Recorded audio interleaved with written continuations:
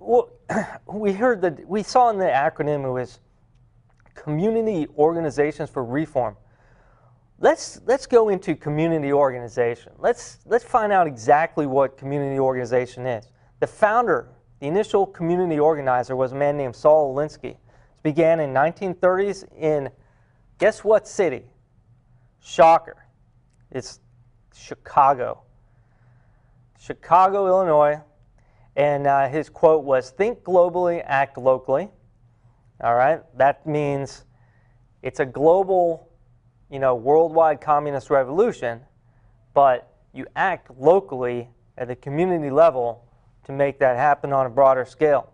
He criticized mainstream liberals as passive and ineffective. He was a well-known, documented communist, and his mantra was change. That was his mantra, change. Sounds familiar? That change means Marxist communist revolution, is what it meant to him. His book, called Rules for Radicals, it was a guide. It was an indoctrination guide for radicals. He dedicated this in the foreword to Lucifer, who he called the very first and greatest radical. All right, so he was obviously a Satanist as well as a Marxist communist. Obama's early career as a Chicago community organizer, which now we know means communist organizer, he was hired by former Alinsky students who continued this change in this community organization effort, communist organization. All right. So what am I talking about? World Communist Revolution. Well, let's go back a few decades, maybe a century. Takeover by force was proven to fail, okay, for communism in the USSR, Germany, China, and North Korea. I mean, communism has failed in all of those countries. A couple of them gave it up completely, as you know, and others are still trying to, kind of merge it with some modern socialism / capitalism. The realization in all of this, the failed communisms and the fall of the Berlin Wall, and Mr. Gorbachev, tear down this wall. Changing the minds was needed before you do some hostile takeover by force. You needed to change the minds of the people within the nation that you were trying to communize. So you have to do this via some kind of a brainwashing, or better yet, a community organization effort. So there's three main avenues of brainwashing. There's schools, mass media, and community organization. And these are things that people are exposed to every day. You can indoctrinate children at a very young age via public schools as communists, and when they grow up, they're more likely to act and vote in the manner that the communists would like them to.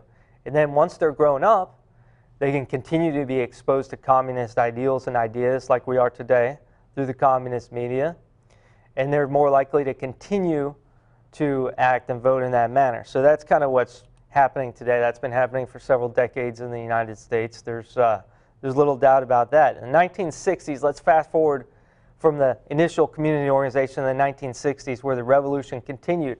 A man named Bill Ayers, William Ayers and the Weather Underground. The WU decided that some more violent forms of rebellion were needed to further the communist cause and the worldwide communist revolution. So they started bombing some buildings, including sending bombs to the Capitol, the Pentagon, and a New York City courthouse, and the house of a New York City judge, in which he was harmed, I believe, Judge Murtaugh, but not killed. And his son lived to tell about it and write a book about this. Ironically, the only deaths were of several of the WU members that were constructing a bomb, and it detonated on them. So how's that for poetic justice? Fortunately, not any other people besides them were killed by these bombs, and few others were hurt.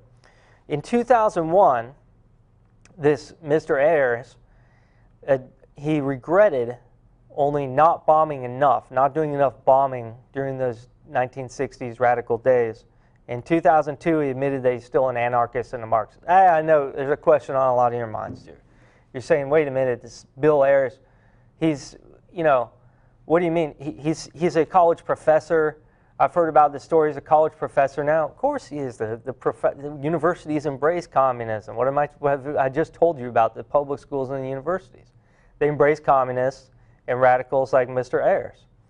And I'm not going to call him Professor Ayers because, you know, I don't respect professors of communism. I simply don't. But yes, he is a professor. Why isn't he in jail? Why didn't he spend time in prison? Well, our great justice system, you know, erred on the side of innocence or caution or whatever, and threw out his case based on some technicality of incorrectly submitted evidence or, you know, illegal surveillance, whatever, some crap. You know how that is. Same way O.J. Simpson got off. So Ayers and Obama, what's the connection between these two? Well, Obama befriended Ayers sometime last century. We don't know exactly when, who is now a college professor. They founded a radical education foundation and wrote the bylaws for this foundation together, and later they served together on the board of the Woods Foundation. They became neighbors in Kenwood, Chicago, otherwise known as Marksville, along with Louis Farrakhan and other respected radical communists of our day. Obama launched his political campaign, ironically enough, in the household of William Ayers, who he claims is just some guy down the street. But you don't launch a political campaign for your Senate or whatever in just some guy down the street's house. You launch it in the house of somebody that you know, somebody that you respect their support for you, and so forth. Let's go back before the Ayers connection. Let's go a little bit into the childhood or upbringing of Barack Obama. See, after he was born, he was bounced around between Kenya, Indonesia, and Hawaii for, you know, several years, early childhood. Ended up in Hawaii after his father ditched him. His father deserted him. He ended up in Hawaii living with his grandparents. And he happened upon a man named Frank Marshall Davis, who was a friend of his grandfather's. And this man was a well-known communist poet at the time. He was a member of the Soviet-controlled Communist Party, and he urged blacks to take up guns against the United States, claimed black people have the right to hate, and white people can't understand. That's all well and good, except for the whole taking up arms part against white people in the United States. That's a little bit too militaristic for my taste. And he was kind of Barack Obama's father figure in the absence of such. Let's go a little bit later when he went back to Chicago, to the heart of communism, and began his real political career. As we covered, he became the community organizer, getting fully, you know, indoctrinated into the communist society. And then he began to attend a church called the Trinity United Church of Christ. Okay, this was his church for over 20 years, where the pastor you probably heard of is Jeremiah Wright. He was a mentor of Obama, as Obama admits in his book that he wrote about 10 years ago. Wright was a student of James Cone and Dwight Hopkins, who were known as founders of Black liberation theology. He presided over Obama's marriage. Well-known speech. We'll rattle it off here. It only takes about, No, not God bless America, God damn America, that's in the Bible. You've probably heard that before, unless you've been hiding in a hole somewhere. You've probably heard this thing. He says that goddamn America is in their Bible. It's not in any other Bible that we know of, but it is in the Bible that they use there. And that's because, as Jeremiah Wright, the Reverend, admits, they practice something called Black liberation theology there, which is not exactly, not really Christianity.